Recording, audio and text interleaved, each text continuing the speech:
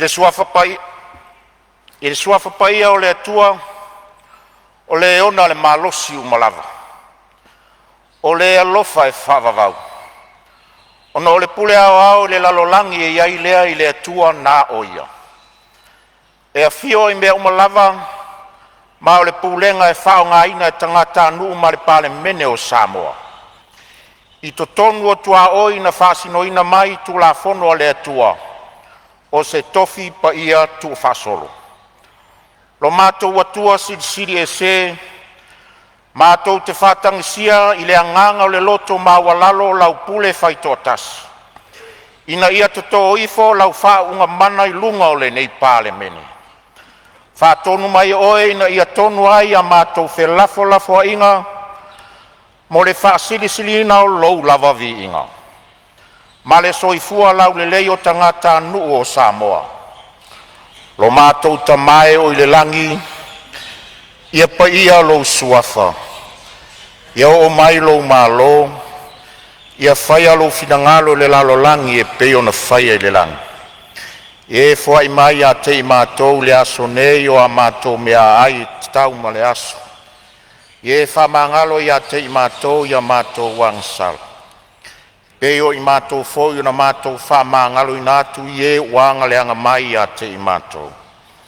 Aua fo i taitaina i mātou ai le whaoso songa. Ai e la vea i a i mātou ai le leanga. Awa e ou le malo ma le manu. A toa marivi inga e whavavau lau. Amen.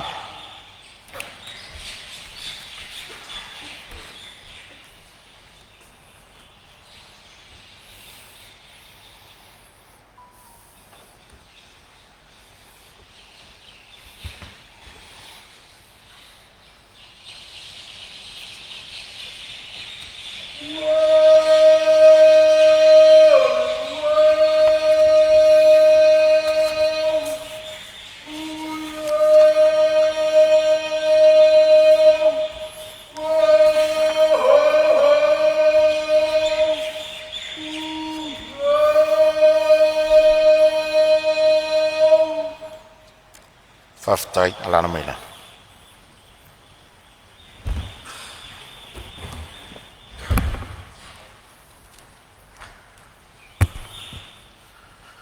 O te whasisi latu a matalia nei tau alumanga a le fono au whaitu la fono.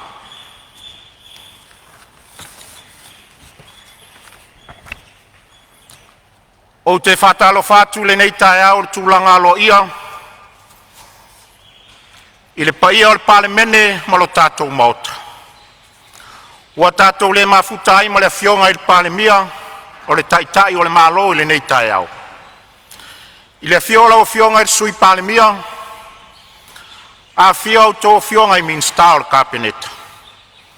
Whapea au tō fionga i minsta langolango. A e tainane fo i le tu o le maota, le fiola o fionga le taitai o le tuangai, whapea lau fionga le sui taitai ma sui mamalu uma o le Palemene. Le a fio mai o whaurulunga o mtanga luenga, a whalapo tonga tu ma otia lo tātou malo. Ma le mamalu o le atunu o mawhai o na tātou mafuta whatasi i le nei tae au. O te ofo alofa ma whata alofa atu. Lo tau soifua manuia ma le langi e mama. Ma lo le usu, tae au manuia. Vi ia le atua lo na alofa ma lo na anga le lei le nei tae au fou. Ua mawhai o na tātou sila whai lo na matango fie. Fo ia tu pea ia le vi inga ia te ia e le au noa. Whata alofa atu fo i le tapua inga, ala ua fionga i le au le malo ma le masiofu. A fionga i sui tofia ma utou whaletua. A fionga i sui tofia, la ua fionga le whamsina sili ma le itu tino le whamsinonga. Whapea Samoa i ona tūlanga wha lupe ina. Ai mai se lau whainga luenga wha uina o le tala le lei. E le ngata fo i lea, a le whafufonga tāpua i mai a le atunu. E le ngata i Samonei, a le mamalu o Samoa o lo o awhifio pāpā au so se tafa o le lalolangi. E ofo alofa ma whata alofa atu lau Palemene i le nei tae au. Tāpua i mai a ma le manuia, E le whangaloina fo le tapua inga na i o tātou uso i sasai. E lau fionga al kovana sili ma le lutena kovana. Presidente o le senate ma le fufonga fetalai o le maotau sui. Ma le mamalu o le whainga maloa tutuila ma manua. I au tūlanga whaalangia. Ma tau te whātalo whātu le nei tai au. Ma lor soifua manuia ma le langi e mama. Le sauni fo lau o le sa o le Palemene le nei tai au. O le tatalo o le fufonga fetalai. Ia whafuru mai le langi le tō wha ma le utanga. A wase ai o le tapua inga Samoa. A ia sili o le vi inga o le tātou atua i le langi. Manuia tele le usunga fono ai tu malo palota uma o le atunu. I le nei tai au. Tui nātua pepa. Mua, pepa le Palemene lua filusfulu lima, lua filusfulu ono, numero sfulfa. Li poti faltausanga le company valele le polinsia. O lo ngā lue whātasi lalo le ingoa Samoa Airways, mo le tausanga whaltupe lua filusfulu iwa, lua filusfulu. Lua, pepa le Palemene lua filusfulu lima, lua filusfulu ono, numero sfulu male lima. Li poti faltausanga le company valele le polinsia. O lo ngā lue whapisnisi lalo le ingoa Samoa Airways, mo le tausanga whaltupe lua filusfulu, lua filusfulu tas. Tolu, pepa le Palemene lua filusfulu lima, lua filusfulu ono, numero sefulu male ono. Li poti faltausanga le company valele le polinsia. O lo ngā lue whapisinisi lalo le ingoa Samoa Airways, mo le tausanga whaltupe lua filusfulu tasi, lua filusfulu lua. Fa, pepa le Palemene lua filusfulu lima, lua filusfulu ono, numero sefulu male valu. Fa mtalanga o sini au tasi le pulenga wafu mtaulanga, mo le vaitaimi lua filusfulu lima, i le lua filusfulu fitu. Lima, pepa le Palemene lua filusfulu lima, lua filusfulu ono, numero sefulu male iwa. I poti faltausanga le komisio lau whainga aluenga o ngā aluenga le malo. Mo le tausanga faltupe lua filusfulu tolu, lua filusfulu wha. Ono, pepa le Palemene lua filusfulu lima, lua filusfulu ono, numero lua sefulu. Li poti faltausanga le mtanga aluenga o ngā aluenga te wala manuia mātina e le malo. Mo le tausanga faltupe lua filusfulu tolu, lua filusfulu wha. Fitu, pepa le Palemene lua filusfulu lima, lua filusfulu ono, numero lua sefulu tasi. Li poti faltausanga le ofisio foi numero wha mawina Samoa. Mo le tausanga faltupe lua filusfulu tolu, lua filusfulu wha. Valu, pepa le Palemene lua filusfulu lima, lua filusfulu ono, numero lua sefulu lua. Li poti faltausanga le ofisio le komisino sulfainga. Mo le tausanga faltupe lua filusfulu tolu, lua filusfulu wha. Iwa, pepa le Palemene lua filusfulu lima, lua filusfulu ono, numero lua sefulu tolu. Li poti faltausanga le ofisio tausumavaenga le malo. Mo le tausanga faltupe lua filusfulu tolu, lua filusfulu wha. Sefulu, pepa le Palemene lua filusfulu lima, lua filusfulu ono, numero lua sefulu wha. Li poti faltausanga le pulenga o le soavai Samoa. Mo le tausanga faltupe lua filusfulu tolu, lua filusfulu wha. Sefulu maltas. Pepa le Palemene lua filusfulu lima, lua filusfulu ono, numero lua sefulu lima. Li poti faltausanga le ofisio lo isili mo le tausanga faltupe lua filusfulu lua, lua filusfulu tolu. Sefulu male lua, pepa le Palemene lua filusfulu lima, lua filusfulu ono, numero lua sefulu male ono. Li poti faltausanga le ofisio lo isili mo le tausanga faltupe lua filusfulu tolu, lua filusfulu wha. Sefulu male tolu, pepa le Palemene lua filusfulu lima, lua filusfulu ono, numero lua sefulu male fitu.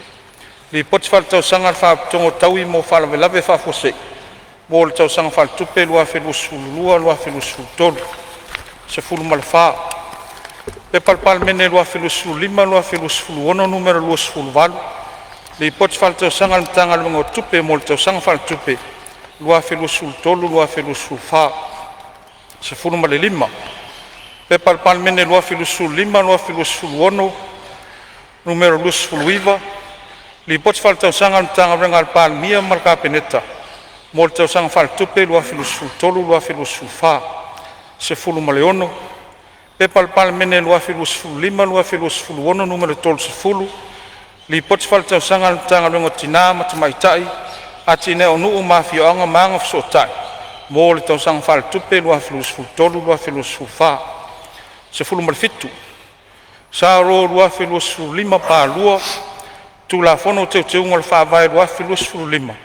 faasisilaga o le amata faamaluina ma le 10 ma le valu sa ro lua felua sululima patolu tulafono o teuteuga le tulafono fanua ma soafa lua felua sululima faasisilaga o le amata faamaluina o le faaloalo lofio tuina atu o lipoti e komiti faapalemene tasi pepa le palemene lua felua sululima lua felua sefuluona numero tolu sefululua lipoti e le komiti e tupe maua ma tupe totogi i le pepa le palemene lua felua sululima lua felua sefuluona numero 5 tala faatau o tua tupe maua ma tupe totogi le malo samoa mo le tausaga faaletupe faiuina i le asotolu sefulu iuni lua felua sefuluona lolofio Maluenga o le aso tau na malo. Faitaunga tulafono tau faofi. Tulafono tau faofi o whaatitauina o tupe luafe luas fulmalelima, luafe luas fulmaleono. Fe lafo inga i lunga o le faitaunga whaalua. E tu saima tulafono tu mau se lau tolus fulmaletolu. O le awhanga solo fe lafo inga i lunga o le faitaunga whaalua o le tulafono tau faofi. E pei ona whailo atu. Ma e te tau ona anga i sao lava sa unoanga sui mamalu i tūlanga tau tupe. Ma le tamao a inga o Samoa. Whapea whainga whaavae tau tupe ale malo. O te whamanatu atu fo i sui mamalu. E le tau talangia le taimi nei mea taitasi o le tūlafono tau whaofi. E whato a sa unoa i mea taitasi o le tūlafono tau whaofi. Pe a o i le taimi o leilo i longa, au ili.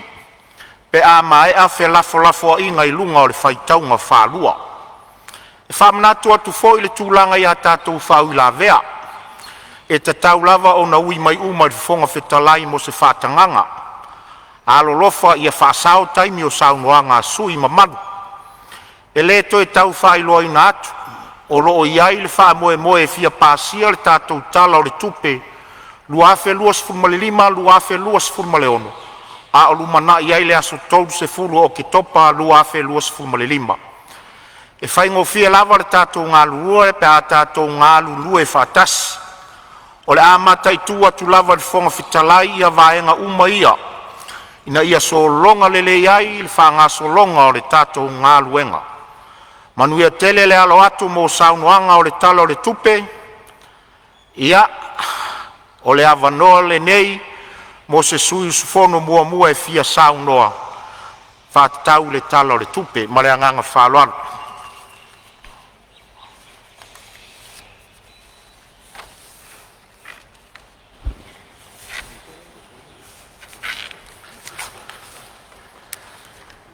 Lawa whunga talai si mo se avanoa e na tuai sa mamtalanga nei tula. Ia, o leo mai tau watu, o leo atu lai mai le sui o whaasale le anga tolu e tamua, e tusa o whaitaunga, e tusa o launga e whaatau le tala tupe. Ia atu lai mai le fionga sui malu e sauno.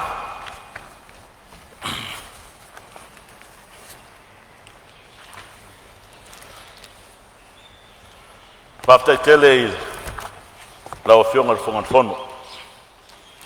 Mwere avanoa le nei tu malo e tuina tuai so matu sao il tala whaatau al tupe lu olu lima lu olu ono lawa fionga fonga talai e whaasifua le tau wa ma le lepa maranga tete o wae le sili moa i matang whaatuloa tuai le nei taiao mata ngofie o wae le o se taiao na fua sisi po se taiao na whaamatangi poso al taiao lava na lupe ma le aso na tofa ili tofa atu malele au se whautotanga sa ili maro o nei la ua tafa tele i ata le manuia ili pule lema sewa le atua o sapota e moni ai upo le whatpese amuia se nungu e le atua lo lato malosi a wae savari mali malosi e tupupea. E fa mai foi le fai salamu. Amu ia se atu e fai le li mona atua. A wae fai ona tangata. Mona tofi. Leo mai ona e feeling ni sa mai falanu tapui. A wale bi inga o le atua sa e sitia nei taiao. O le mea sili le fa mai moi. O pe masani ai e ata tau e fofua. E le noa ma le lofo tu no le tua. Taro fai. E fai o vale o tatu faiva. Pa malo fa aftai la o fionga. Ai o te le iru fia la le fanga tali tau o te mai tai na le si o le amoa. Be o te toi fa nefu nu nefu mai tai o matanga wale te funga. Banan fatu nanga. O upo le atinu e fa pea. Aore si se vai, pe si se lima. Pe fai se tala. E au lava o fatu lou. O lea leo le ui auto se leo le nei tu malo. Se yo mwai tongi le au te whanua. Leanga e whainga tālo tātu tai au. Lele o so i ula. Wa lau i ula. La e ia i malu tulou. Tulou na le whanua ma ona tapu a whanua. Tulou na le malai le pea ma vai kanutu. O le malai ta wawe a wātia whau. A whiu ai tamar whali. Suma se iule le alo na maria toa. A whiu mai le mamalu tapa au. Ai ali to wha lele lo a whiu mai. Te unga li ngoma tua ia ali. Maliu mai le pundua mar whainga man no whapule. Maliu mai tau aitu mar sao whainga ma upu ia te oe whare ata tulou. Tulou na le malai te whau. Whamai a malai e le whau tunga tani a tu mua mapule. O le malai o le tanga manu a Samoa. Whai mai wa te tanu ai upu ai fotua ai malo. A lele wa fusi ai le whau malo. O le afiafi o tamansina ainga ma la tutama. A o le tupua na tu malo ai le ati whatalai. Ma le whaasau na tāna tangi. A wale so ngā pule ma tu mua. I tu au ma la taua. Ai na le tai ma le wao fonti. O le maoto le atunu. O le maoto e whai mai e fola e tō whaa ma le whao tautanga. E pou i lau tū ma lau wanganu. Ai e tau runga ma fusia me uma. I le lofa ma le pule wha manumalua le tua soifua. Le e wha vai ai Samoa. Mo no whataro whatu. No whatapuai. Lau a fionga i lau mamalu ni malo. Malau masiofu. A so tau au foi a tō fionga i sui o fono, sui tō fia. Ma o tō whatua. Lele wa pa ia sauta wafin me nei. A wao lele wa nofu ia nofoa. O le nofoa whaton ton fulau o lau a fionga i whongfutalai. O le maota. Mule atu e whamalo. I lotu le mai. I manuia o whaiva. Lele wa inare whalafu. O le tuwha whalele. Wa lele wa fio ma whalepa le malo ni malo. O te whatarofa i lau fionga. I le Palemene. E ele manatu e ui tātou te leo whatasi nei aso. E le tau mate o lo e tapua ia le whono usua le atunu. O le mātou te talo. Lo fangia le atua lo sa inga marosi. Babe ona whaaspo isia lo marosi tino maleanganga. E whaatino ai o tiute ma o walawina. Whatalofa i lo vase lua. Lo a fionga i sui Palemene o maota. A fiwa fionga i li ministar kabineta. Ai a ministar long. Lele foi wa tore atua o sa whainga. Le oro fiwa atu le fionga le tai o le tungai. Le fionga i sui tai. A fiwa lau fionga le sa o na whapito. Ai a sui fai pule uma. O pou na fai ia mai le fui. A wā le whono usua le atunu. Tulou na lava. E le ngalo le tapo inga mou. I lau a fionga le whamasinsili. Ai a ri imata mai tai o le whamasinonga. A fiwa lau fionga le presidente. Ai a le maru le ofisa o le whamasinonga tulou. Tulou le whap. Le fita whafonga mai o le motasa. A wale lau na matas. Whatu i le motu tō le whai ula. Tulou le fio sua malwai whanua o fō mai tulangi. I tu au ma la tau sa ore masale au mua ma lau niu sa lua. O pa ia nao le whare anga fulu ma le manua tele. Tulou. whapito o ngafa sa whatarofa. E rau whainga wenga tofi ali atua. O nofu tatalo i rau mare po o wase malnui o Palemene o Samoa. Whatarofa atu te whaafonga tapua. A Samoa i o nei tue fia. Mai maunga mau lunga se i paia maunga iti. E re whangaruina foi tatu a wai whatasi. Ma whaurulunga uma matanga wenga. Ma au whainga wenga tofi na malo lo vai malima iai lau Palemene. A wana ngā wenga. Talo whalawa. O te manatu lau a whionga te whungatalai. O Samoa na. O Samoa mamala na. Talolo ia. La ia o pa ia leo ia ma o maramalu. Whalanu ngata. A wā asatia o tō pa ia. O na tabelo leo tau. Tō o Samoa le wātetea. Ai whai whaifoi malai uma. E afua mai mata saua. Se ia pa ia ngā ngaifo. I lo whao sawari i o lo ngoto i eile la. E mafua i se ale mea. A wāfo i leto i se vawe. I leto i se matua whafu. O whaiwa whawhia lima mai a. Na te toi ulu ulu matala wina. Lima oto o Samoa. Wa mai a o nātu fuli. I o tatu tua ama o tatu matua. Ta lolo la ia. Na wa whionga whongpatalai. O le vi inga ma le whaaftai le tua. E le whaititia i le so. E mawalunga lo tatu nunga o lo toi tulai mai. I le so i lumwa nei fono mamalu. O na olana wala wina ia tia.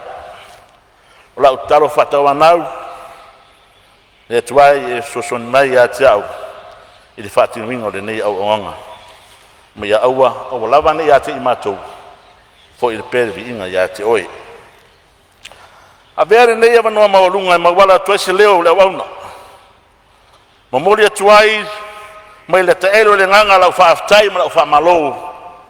I le paia ma malu o so utu malo. Tulona, le malai ma tangiu whengai mareata. O le malai na whai mai na sunu ia i la whare o le atua.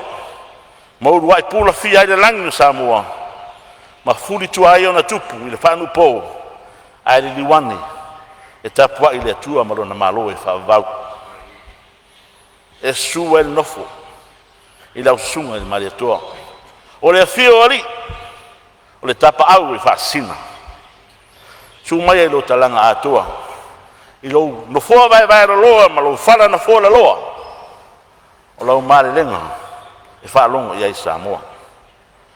Su ai toa o sao na lua o lau ele. Su ai le ainga sa mari atoa. O le ainga o nofo. O le ainga o papa. O le ainga o tupu. O ainga te whaifa. E sua le la whanga usuali. Ai are matua ia te oi mango marasi whanunga. Maupu ia te oi sapari. Taro whai. O le ase upu o le awhai atu. E moni ai tara le atunu.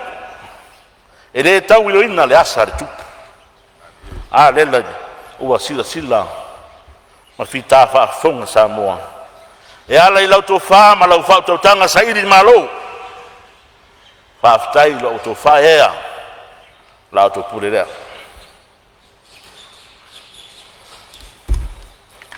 Tulona le malai whiwhatu. O le malai o so ai ngā tau ri usonga pure ono i sa la whai. Hala tō ainga o wha la taua tō mua.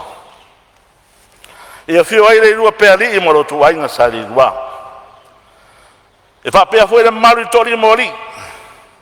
E a whio ai sa rara toa. E sua yalo mari e toa mani tua. E a rara ta ia ilo rato lua. Tui langi mana mula ulu. Le mao putfunga ma le na ai malai. Ma le lautina lau le rei yate. Oe sa fotu la fai. Oe o le pule. O le pule e matua. E le whangaruinga so nua tapu lele. O le whaifaren tu ese a salvalasi. I lau whetalenga funga. Maru ia te oe sa fotu la fai. Whaftai sa iri malo isi o tātou nu. O le nau ta inga. Ia la ngona lo leo sa fotu la fai. Tau le fonga Samoa o lo fai nei. E fia fai so sao ia manuau. A leo watini pa ore uto. E pei al fai bawai. A malo whaftai. O upua salamu wa tavita ua e ave au le fale waina. O le fua wai o lunga o le alofa lea.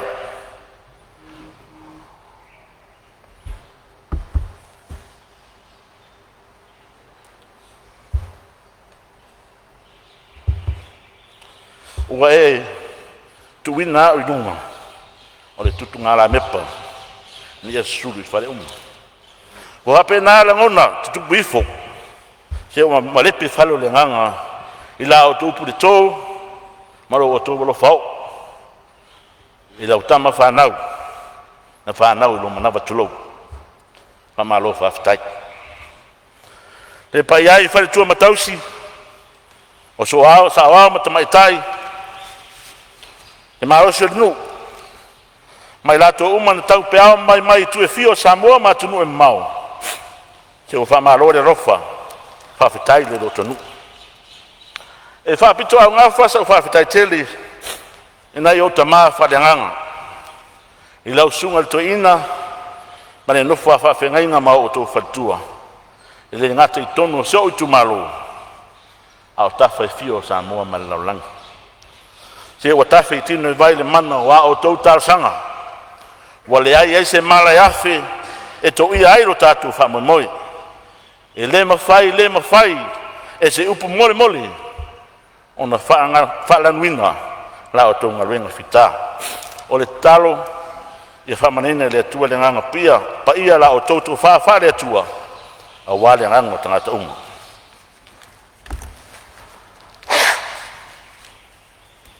E le whangaruina fo i le nganga, lau whaftai, e lau sunga, papari i ri o ta eu maspa.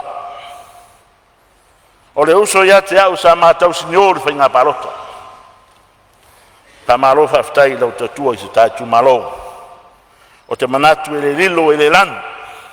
E se matu whamatalanga si ngā luenga lei sa e whatinu. Ai mese ai lau whaea le tātu malo. E ale to whinga o whongaftalai. O whamalo le tau tototo.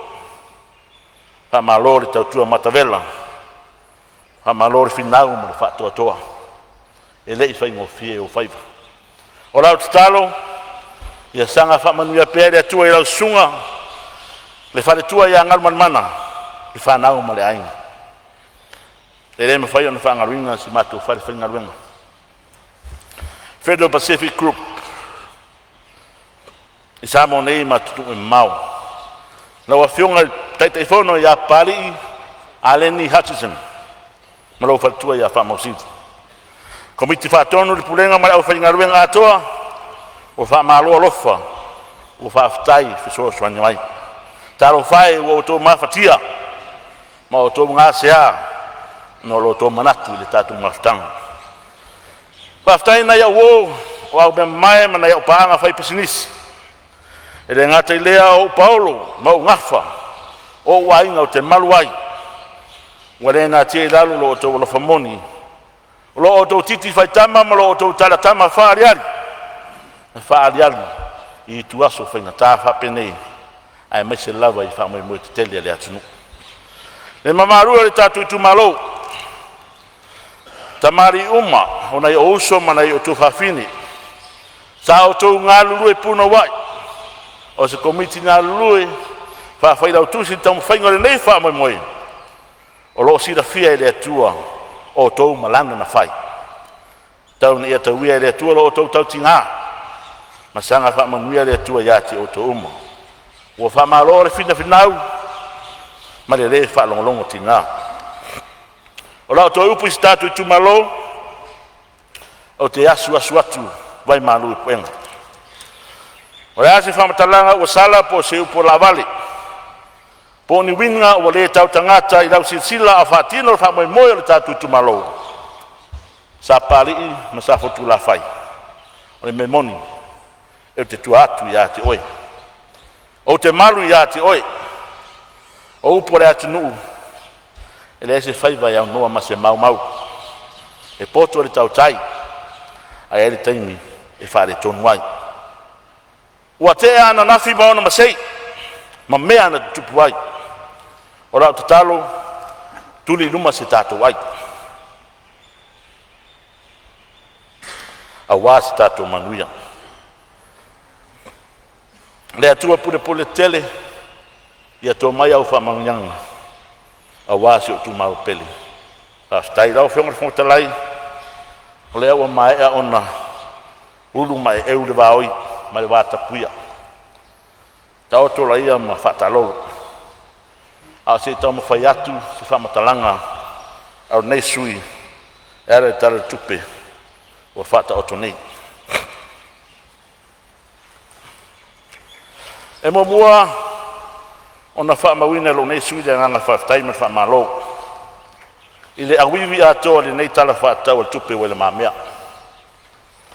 O mawhai ona o whape atoa le nei tala whatau al tupe, ua tūlai tonu mai lava i le taimi o tele aini li tau lo whaafsanga i Samoa. Mai le ilonga lava ona toe tūlai mai le tamao ainga i se tūlanga le lei ona o whaalawe sāpanga ti aile lo langi e ale COVID mai si awhianga le tau. I le mai tau mai fōi i a tātou paanga masani whare tupe lo langi, whare tupe o atinae ma le IMF. E ui ai nei tau mawhainga uma Samoa. Ai olo iai pēa tātou i le tūlanga maale ale o le tātou tamau ainga. O le fisili la whatupu manatu. Pē whamata o lo o ngatasi vaenga o lo whamamua nei tala tupe. A mana onga o le atunu. Ai mai se lava i le tau o soifuanga. Le mana mianga mo ni avanoa whainga ruenga. O le soifua maloloinga, ai mai se ai le tūlanga o le wha teknolosi po technology. O vaenga o te tele ia, tātou te matawinga, au wha soro nei tanuanga. E le nāma le laina, le tangotāo suifuanga o iai te minei. O le vaenga lea, te tau, o na ave iai le tātou wha momua. Ai mai se ai le tūlanga lea, o lo iai la fonga o loa awina mai fafo. Pensini ma tau mafa. E tau, ngā tu tau sanga i malo, e whai iai se rātou fua. E le whai te tia pe ave se ina foi i a la fonga. Nau whionga de sui Palemene. Nau whionga de minstao ngā luenga tele. Salo a mai tauina le tele o o teimi fui sao tu lai mo mai ai tofi. I le tūlanga le au wala i sapari. Mai tau watu leo whaatino ma o whaanga solo le whaangai o inga o le au wala alo papa le ilangu. Vai aso te atu nei le i te telenti bunga. Ai e ui le nala i tito ti munga. Ai na matua sa tafe vai na poloka ai le au wala. Tau sangatu i lau fionga i minstama ni malu malu. Pea ave se whaamomua i le awala le sapari o lo e tuno le tono le awala o le main road a wāwhi maranga ina le atunu. O lo iai le awala sa whaatara noina i lesi bai taimi. I le taimi fōi sa whapena o na marosi mai e ngā lolo. O le emergency road le sa whaatara noina. Sa fili le maro le nava i tau. Pe ave i lalo si ufanga pe mai i whonga pōmu to sidi. Whapena o na evacuate tai pe ave sena mai sa walavawe. Mai whai mai to sidi. Ia mai la tolo ia il nai tu o le tatu motu. Wa mai a foi o na tu ina atu si whautuanga. Ia whaongale a wala lea i tu tonu whonga pōmu to sidi. Aluanga iu te tau longo i pulotu. Whaftai leo mai tau ina atu, mo iai le fsoswania na malo. E tu ina atu, i le mafutanga lea mapu i pulotu. A ratu le awala le to siwi mfungapua, e tau tonu wa ina. O le talo lea i la wafionga le inista. Pe whaio na ave ese wha mamua. O le au ngao le awala leo te tau sanga atuai. Se wola ni matonu uma ni matu i tumalo. E le ngatia. O uti fo i whanua atai. E no fwai ai mai se tūlanga le lamatia. I ngaru lolo, matuanga o le afianga o le tau. O mana o mia, le anga i ute whenua auta, o le tu malo ma se matonu.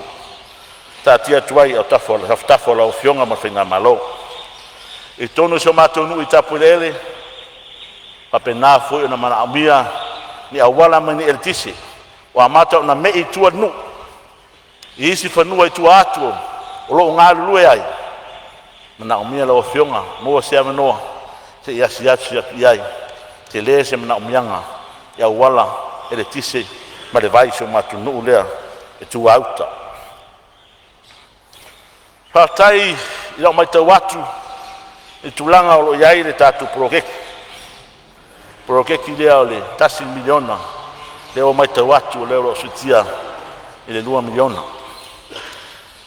Moi whawo whaftai lo tu le mai i to finga min star. O lea fo e atangia mai e rei manino fufuanga roa mamao le tatu malo. E pau se tau sanga ne nei tu malo, a mai le tu fatu tuanga. Fata oto a la fua, fata oto whainga whawae, i whapenao ni tau nuwa le miti le whainga malo. La fo mai le tu fatu tuanga, e tu langa e pio nei ai, e ta ita ia e whaipule, komiti e pio nei ai. Awani e vea ni fatia o tona, e tō te whesiringi ai ma masalo mia lo matutula ia. Manino sa nganga le whionga le Palemene, tātou ngā lue whatas. Tau sanga nā le tu malo. Lafo mai tu whatu tuanga. A benana whanga ioi, o a la fua, o ani miti e tau nuu i prokeki le nei. Nā le whata oto waro, e taula mea umma, i le tātou matanga luenga o tinām tamaitai. Whatu nino le whamoe le nei. Ro tau sanga foi le tatu tu malo a fa mai. Ere iai ani folanga sa faia. Ele teimi sa fatino ai fenga palota. Pe no fai atu a mai se no. Le la fai atu la folanga o atu langa le iai le tatu 2 miliona nei. O le nganga ia chau. E fa pena no lofu afu. Lafu aso mai ai le mamalo le tatu tu malo le fenga ton. Me ia fa sa fua le tatu prokeki le nei, whapena o tofu sia tangata uma. Turanga i le soifua maloloina. Sare aula, haftai moro tu le mai. E whare mai tua sivi, ia o lo mana o mia, e toi whate le ina. Taimi nei na luas fulu moenga le iai, moenga ne o lo iai. A tumu tele wangata le tos fulu. Mai ai sa lolonga e tau i lai tuo o le tatu motu sa la fai. O lo tau tuaina e le tatu mauta ngase le i tuasi. Pina atu i lumo lau a fionga. Pe a ona ave e se fua. A leo nei tau sanga o tua atu, a ia fata otu. Ia fate le tatu whalima e tuasi. O leo mai tau ina fufuanga an mamau le tatu whainga malo. Papenao na wha me ese le ofiso wha masnonga mai tua sivi yanga i atu i salonga. Ia, a fua la wafionga ni minsta. Ia e tu atu whasi ele na waire te le. Papenao na wha lau tele mai ele tatu whalma. Tua sivi. Tulanga ele o tue nama laina tulanga lea i whawhita au le lo tulai mai tatu whalma. Tulanga di fai titia o vai la au mo mafuala au mo le au ngasi. Tai le mai tau atu tala tupe le wa iai le tupe o whaanganga i whapenao na whatonu wai. O le taro le o whionga minsta se tanga ifo de vaenga lea i aua nei toe tupe. O lo iai lunga o le tatu tala le tupe. E lua te si maleono miliona i tono output 11. O lo fai titi ai le tala le tupe. Ai sui fua maloloina. Pe mawhai o na tuina mai se whai matalanga. Pe ai sa ua tere ai le napa u. Alo o tele mea mana o mia. E le tatu sui fua maloloina. Vaenga muri vaenga whanmai. O lo iai le tatu o mukuka na o mai o na whatinoina. Na te tala ia se tema tau sangan te atu nei. E o mai teimi nei, e re whanga i oia lava. Toi 2 minuta le sui. Lau fionga le minister. Ole tulanga le lau fionga le minister tupe. Mupola. Ole alawa lo saua I pepa le tatu Palemene. E tulanga le tatu forensic audit. Aman mole ole ase tulanga wayai. Ole mai tau watu tasi tesi ma le 5 miliona e tupe le sa whaaruina e le lipoti le nei. E tāua le tuina mai lipoti nei o al lipoti sa papenao na polo ina le Palemene. O ia ni whare tonu whaleile anga I luma. Ai whapeo nana lei masolo lei me uma. Ia vi ia le tua ai te tau lava on tuina mai I tonu le tatu Palemene.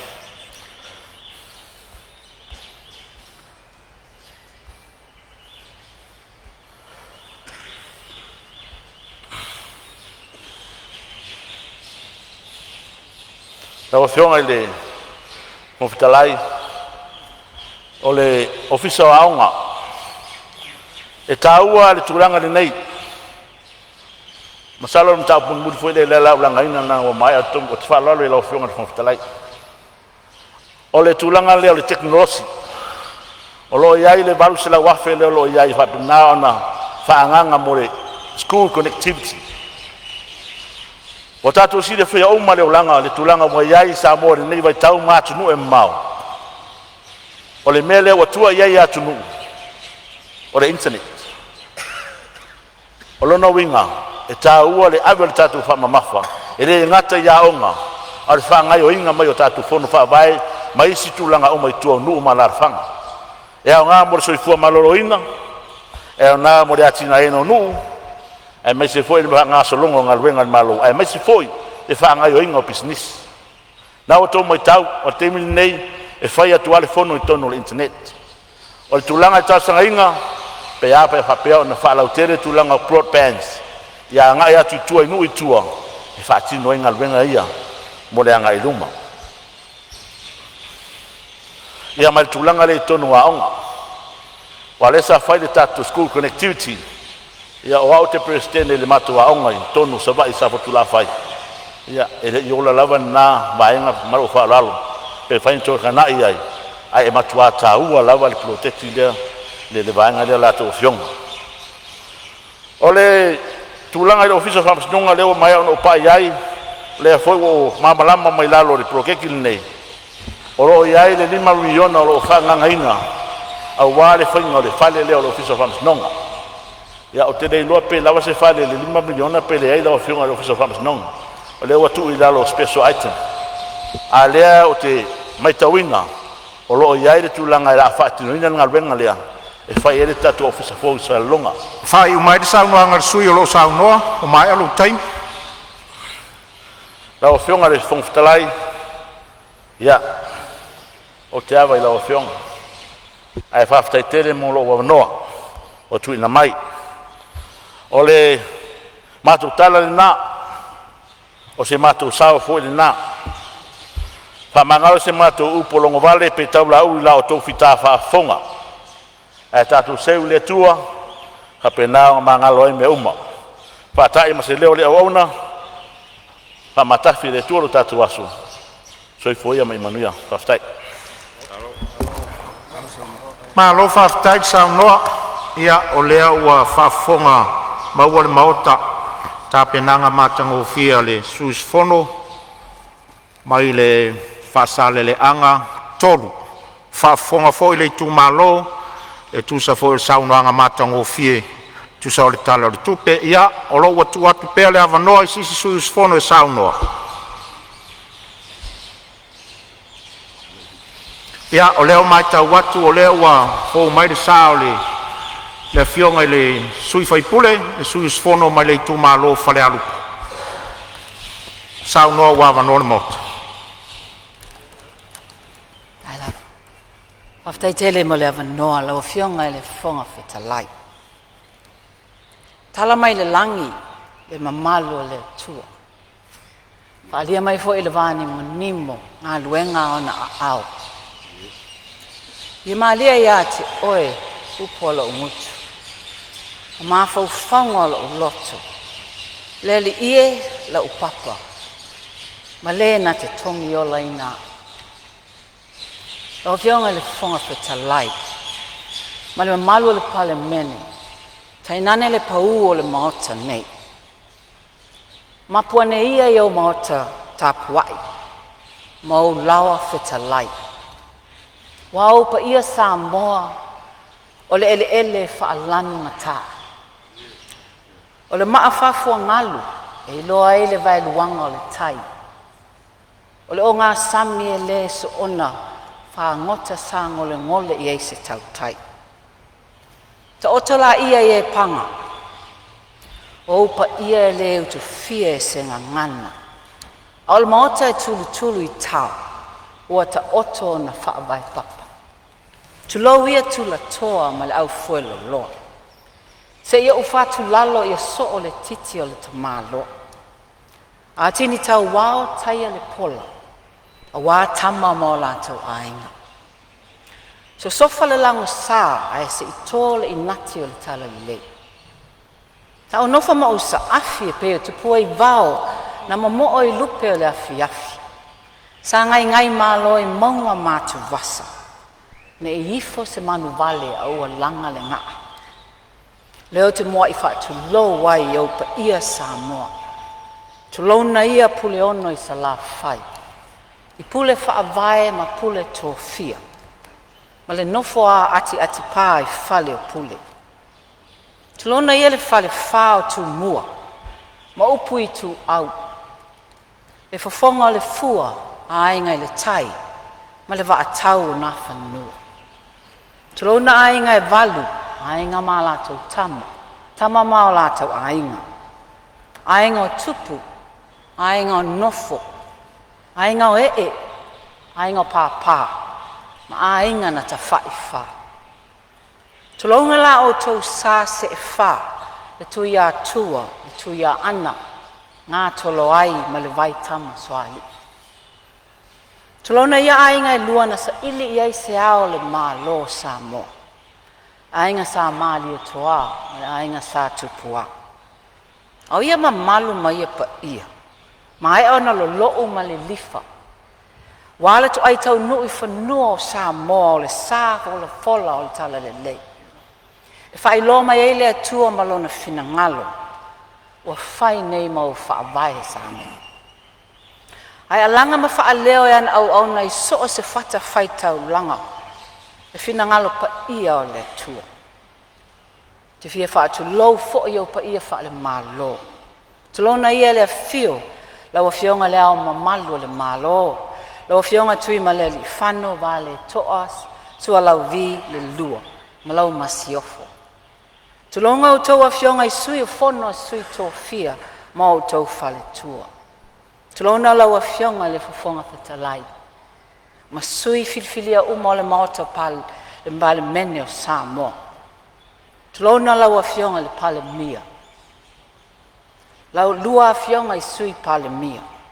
Tulau le mamalo le kapeneta ma minstala langa. A malo atu lo o tau tu lai mai e ta ina o tātou malo le nei vai tau ma le nei no fo ingi. Tulona lau a fionga le ta itai le tua ngai. Tui la epa au e lua i ono, na ioti dokta sa i lele malia le ngaoi. Fionga le sui ta itai, la wofo Fonotaga, Pierre Meredith. Ma sui ma malo le tua ngai. Tu watu laua tu foi, lo fionga fiame Dr. Naomi Mataafa, sa tu mai le foi. Sui ma malo tu tu atasi le Palemene. Lono lo fionga le whaamasino sili, sa tiu si mativa peresi. Whaamisinona si niol whaamisinonga maulunga lau fionga vui Clarence Nelson. Malima malu whaamisino whaamisinonga maulunga. Whaamisinonga si niol whaamisinonga whaile tu ma lo. Talasa atua sa anga. Ma malu atu ma itai ma lii whaamasino whaamisinonga whai tu ma lo. Tu lau lau fionga le peristeno whaamisinonga whanua ma swafa. Le sa rapi wa ai malima malu lii mata ma itai whaamasino. Le ofisa o whaamasinonga, papenana so sa yeto te maitai mali i lo ia, ai tai nane matanga luenga o leo, la tau ia e pui le tu la fono. Talono le whaululungo, matanga luenga ma whaalapo patonga le malo. A mai se foi pisinisi tō maoti te tono Samoa. O tau nei, e tai nane lau whainga luenga te tofia le malo. O tau lo lima tau matau i ai le malo, i ana ngā luenga whaatino, malo le whai le whai. Le whaangalo ina lo tātou motu i se sae, wale sua ma le vai whanua. Sa ole masale au mua ma le lau niu sae lua. Susua i foi fo mai tu langi, ma le nofo maupu ma le mamalu i le whale anga fulu. Malu foi oe le motu sa, wale a fio li i susu whaatui ma au vao to. Ta mala manua tele ma to o le whale ula ma le la au na amo tasi. Upa ia Samoa, ma le taisa ma sama le tui manua, sa ia pa ia fili ma pule tu na tō pule ai me sina le atunu. Se lao le nei lo fionga le whonga whetalai. Te whaatu lou, ma o whaatalofa tuai si o i tū malo pele, whale alupo. Tu lou ia la wa fionga le lu, ai ta whai wha. Le wa fionga au waa oe le tupu na wha nofo. Whaatu lou le usua lii, le a whiwhia usua lii, le ainga sa seu manu tafa, ma le ainga sa amitua nai, ha e au unga pō ma whale tanoa. Tulonga fo ile fio le maupua na whanua ma le matua o la mosi tele. Tulonga le a fio tapa au o le nei tu ma lo. Whaatulou fo i ma le anganga whaalala le ala tai la o tōtu a wha ma silia la ei. A me se le mamalu tapua inga e tasi a Samoa. Le whaangaloina au auna to tofie le tua i so se whata whaitau langa i whale alupo. Tai nane ao sina o ta mama tina ma te tua. Tulou foi aunga whaapae, whale tua ma tausi. So o awa wa luma ma losio le nuu, ai meise le whanau la lo vaoa. Le whaangaloina tapua inga o ma tō tangata nuu i whale alupo o lo tapua i mai nuu e mamau. Whawhetai tapua. O mai a whae ele wa atele lo na sitanga fita. O le wa atiu le a whanga o malo. Wale tō whata tala ma le whautautanga tausi wa atele. Ai foe tu ese le se sunga pau. Sunga pau i whaafea ngai ngā tau i le langi o sio tātou i tū malo. Se unga tāvo i lupe le wao sā e ua mapu i le tula toa. O na le lofa lau tele o le atua. O mafua e on tātou whesila whai manga whetau wola. Pea le upu le tamaitai o le utongi tapu i tea. Ngonga ia pa ia le vaea. Ma mamalu le ave esea o le taiao ma le aso o mawalunga. E uafu si i le leo o le au auna. Pa leo ina i le anganga o le whaafutai. O le loto o whaangai e tia. Le loto o malia. O na lao tau pule o mawalunga. Pa le alupo. O la o tau whaaloalo o le ngafa tau limaina. Ma la o tau whaeaea lo utu malo e pele le loto. O tau te tofia i lo o whaatau waa. Moli molia la o tau tō whae pa ia. Ma la o tau whaau tau tanga e alu mamau. Waso tātou sao i upu whai al malo tu tō tasi o Samoa. Ilona mao te fono i tia whau. La o te talo i le tua i aso oma. Whaangaina lo o whaatau waa. Ai o te whaamoe si o tū malo i lau tapua inga. Ma upo la tunu e le sili le tau i le tapuai. Lo iai fo i te tono le mao te fono le ne. Te whai mea whaalongo. O te whaalangolango atu i lau tu o lalo ma lau whaatonu tonu fo lau. O te whai lau whinangalo. A vea ia o ma awe fi au te tono le mao te fono Samoa. Manuia tele lau tapua inga si o i tū malo pele whale alupo. Lau fionga le whonga whetalai. Se o liwane. Se whai ni manato le nei usu ngā whono. E tala le tupe wo pēa i lumo le Palemene. Whawhitai le tama e tae meni star.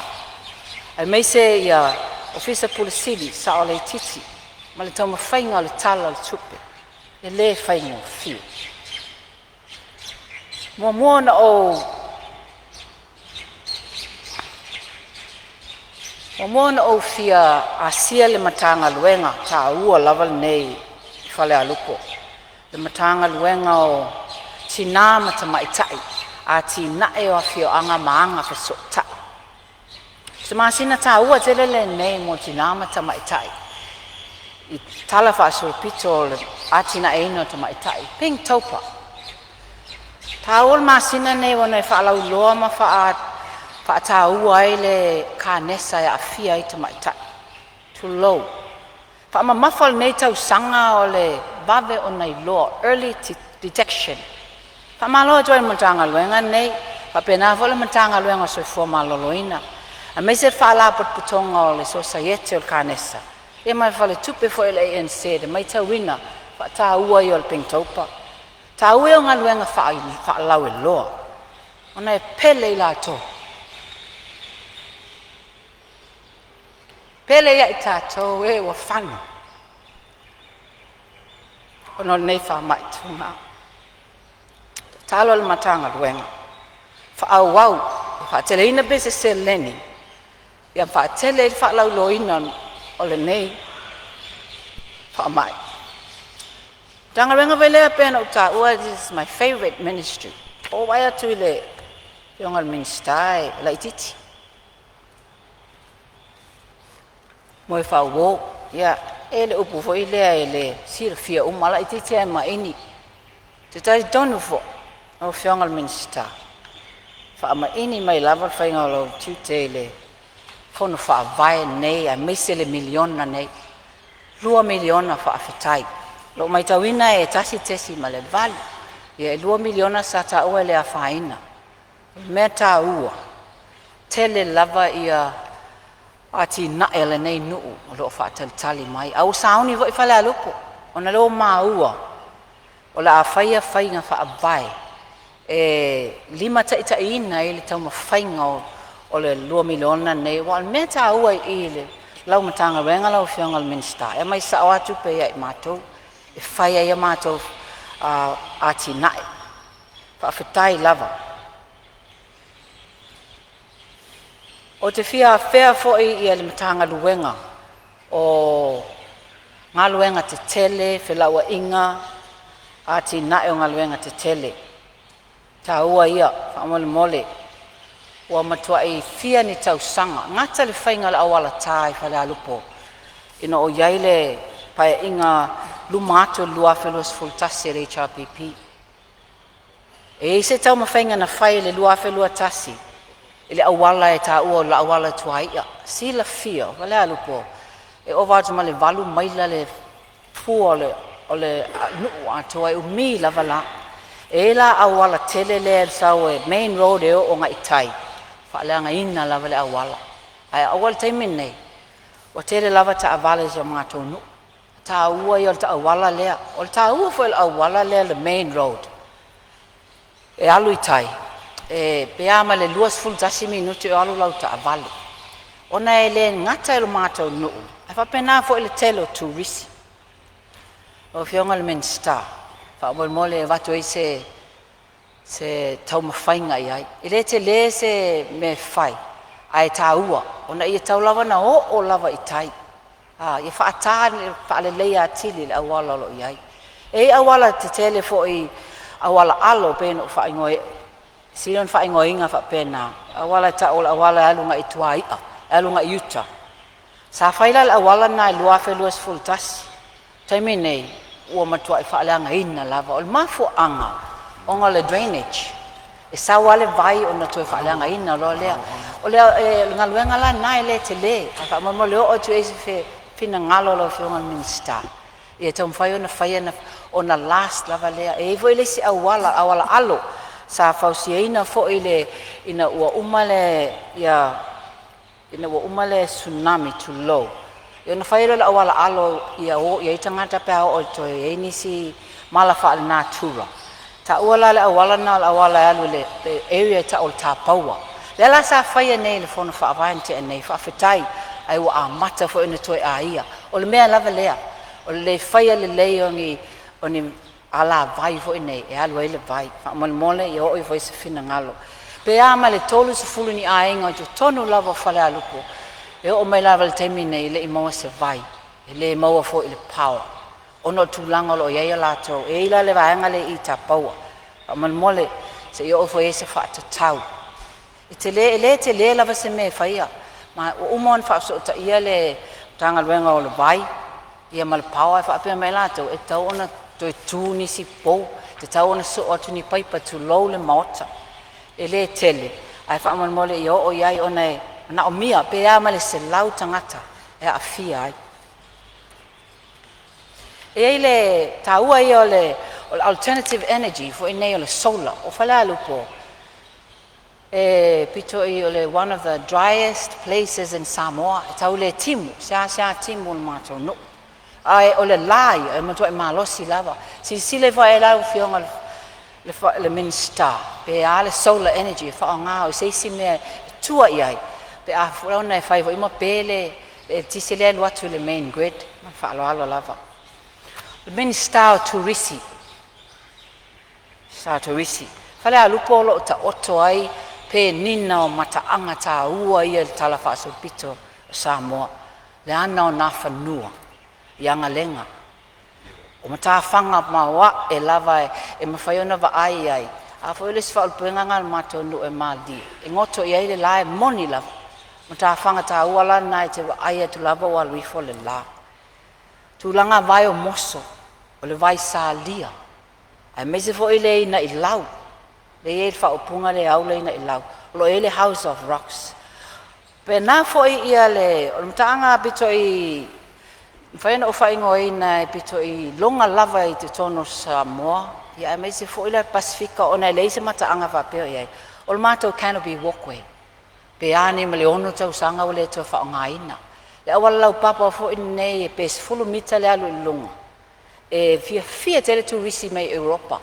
O le whanonoanga, o le tele turisi o mai mau atu iai, o le toi whaonga ina.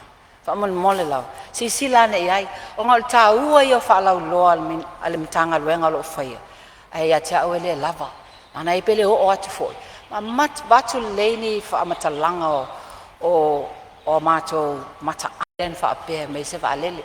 I le tā ua lal whaalele la tu e whaingoa tau sala o bod. Tā ua e whaalele le whaapea tau sala whai. A mai mua lan na. Tā ua ia. Fia maua se, ona le waalele, ona aiei sato waalele. E se la tā ua. E te lea tuel profite e maua. Lua vasa luai sa o malanga ini sila e uia fiti. Lua i tu lan whaatalitali e tu whaawaul malanga ini sila. No whalea, ai sau whasalaunga. Lato umalo o fia maua ia o la malanga e alui i Canberra. Lato umai fia maua le umi sau.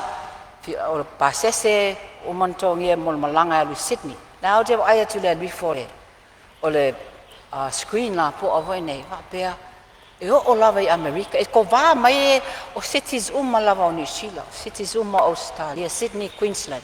Le fa lau mai lava le alu va lele o fiti. Ai ko va le alu i Dallas mal LA.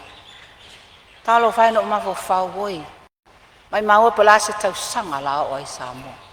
Il men nei le fausia Roma se tasi tale tonu le mena a je ro tanto alo ele tai fu nga la i Roma pe ale ai se va lele tu na taf men sta o ngon mato nu o tanga tai malanga tele to o mai le tanga luenga o pa onga o lo tai yulu ai se tasio tma li le nei le nei no a fionga au Chris Hazel me fa fitai lava mana o mia lava le fa leia tili o le connectivity o le internet il mato wa onga primary school lona lua na o mia lava se hall al mato wa onga fa man mole ele tele na faia ni aluena fo ngai tamaiti estimate fa le onga ai ti la le se fale mapu ane ai amon mole sila ne iai fi mana o mia se hall fa la mai ta wina fo i male te toa le lava fa ya o ngai ese ngalu lue ma losi o fa ya o le primary school e apse na fa lo fionga min stawa onga se tu i fo i lunga ia to tongi e mato e me se lave mato i mau tu i fo e mel along i fo ngai o le isolation allowance ona mau me o to isi fa ya onga e taua ia ole fo ia tau ia whanau le ne wo oi da o nga maululunga. Sa o maua lava whamatalanga sa tau na whaise kolisi la talata ane. Ona le mamao ia i whanau. E in tau sanga bo o lima ne tau sanga sa e se whaalawalawe tau pasi sa a fia i whanau al nei nu. Talu ele o le pasi mamao i oi i a sau. Ai a pe a tu i voi se tau whina ngalo. A ma whai anto vai se kolisi la talata. E fiso soani i le saunga le mu o le whanau. Ia e meise fo i le o le mea nei e tu low love. E whiala i le lima tamaiti a kau tuli e le teimi. Ai ma nei e pe ala talata ane i pe o ne iafu le ntu e whai whale a onga le kolisi. Na wo mai lea i le matanga luenga. Oi, whamali atu. Au tira i se e se ma le matanga luenga tu e fo e tu lava ya o ma moi whaawo. Wai lo fia te le atu. Oi. E lava me ma mafa lava ma fo fautu ina atu le ma mea. Le la ma le la ina. Whamatalanga i lungo. Pe au fo inei o lungo o tuai langi. Whamatalanga. Tele na o ia ele saunga le mu. O upu lafo. Whamatalanga e whai aile e whai e. Tu lo wa tele lava o tai. Ta mama tina.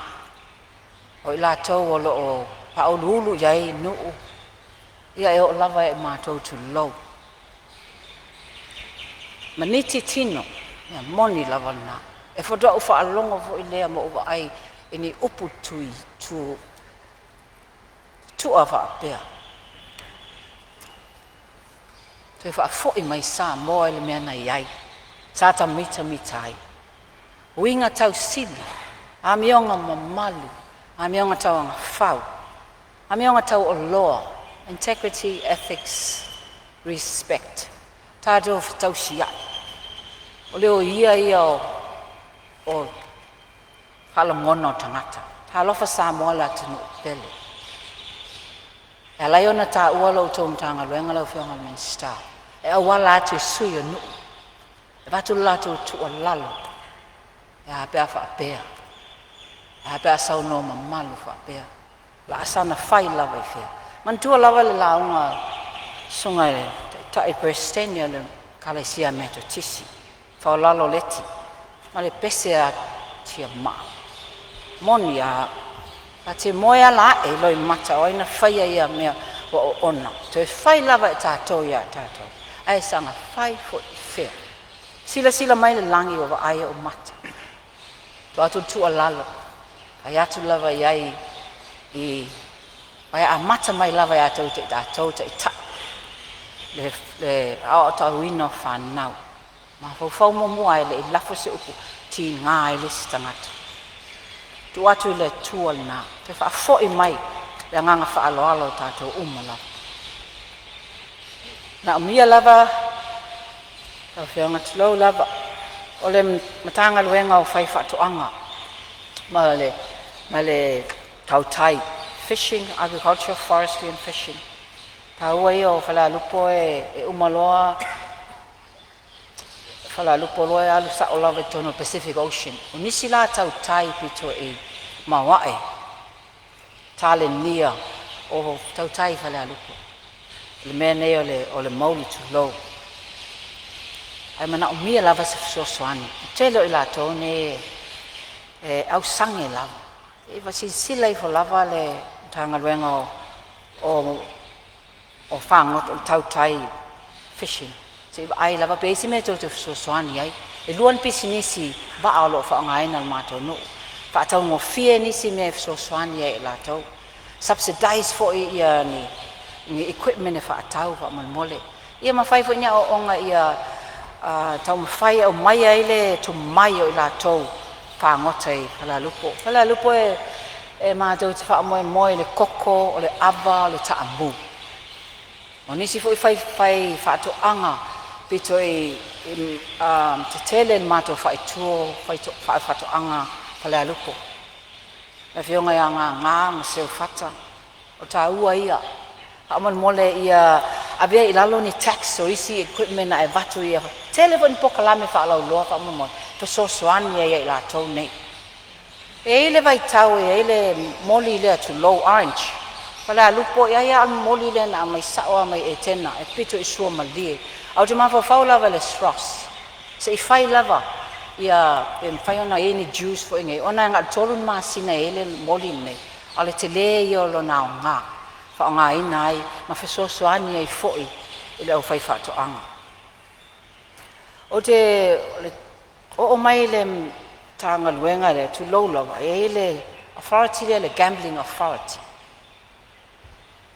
O fala lupo le tele le o tasi le me fa moe moe ia ele ati na e na o tina ma tamaitai ma meise o au lotu. Fia lava la to e ta alonga le o le pinko. Ia o sende la gambling authority inga le tolu masina le ola. Ia e fai lava ma tau tutongi po pole fo tina au tau ta fo ia fa mo mole la se fina ngalo. Au yai lava le gambling authority. Isi sila o ni sila lako New Zealand lotto. Pai fai el malo te be vela tato. O le tele o lato so swani e mana o mia so swani e au sangi. O lato ele me fai na fewai. E ave ai van si fa atau ta vale fa atau le authority nei se sila nei fa nga se lenye lo mo ia to foi back in the community. Matanga luenga o so fo maloloina mana o mia se si fo mai sa taua fa mole le lava tas ona lea e fa lava ve loa pe ngase pe ese Fonotaga le li fo mai lo ia a ese tau tua malo se fo ma ia mas fo mai a ho atu nei ba ia mala lofa tama ta fo mai la to te tau ma fai tas fe la le me fia mana o mia telo le te o le ai on fala ia ngal panadol lai mo ai en fala au tui vo nei le tai tua sivi ia o tua sivi ai tu lama le afa lo ta vale te le fo le saunga le muo ma tangata ma tonu a ia fa to tonga ina fo fala mai sa taua ia ngafa tau lima ina I tong fitinga patu seisia x-ray machine o meva mai ia level mai va kali se I ava no tua sivi avatu ale ai ngasia O te vai rupeina le saunoanga matango fia le sui o lo saunoa ta luai o leo tatu taunu le taimo tatu malolonga masani o le taiao o te vai rupeina le saunoanga o le mota o le amawhai o na whaawau pe ato e tali umai malolonga o te whasinsilatu o whatatia ese nei tau na manga le fono au fai tu la fono bolana malolonga o le taiao